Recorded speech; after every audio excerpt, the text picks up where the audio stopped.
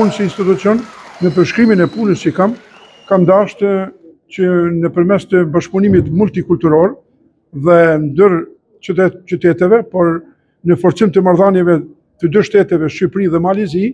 përcjell një copës të kulturës, pra të këngëve që janë në Maltezi, por jo vetëm, por ky kor ka një përshkrim të këngëve ballkanike për publikun e qytetit të Durrësit. Pra mendoj se është një gjë e mirë dhe duhet shfrytëzu barierat që i kemi eliminuar shumë vite më herët,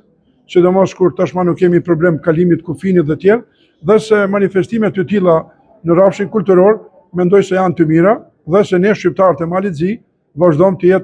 të jemi ura kryesore e këtij bashkëpunimi.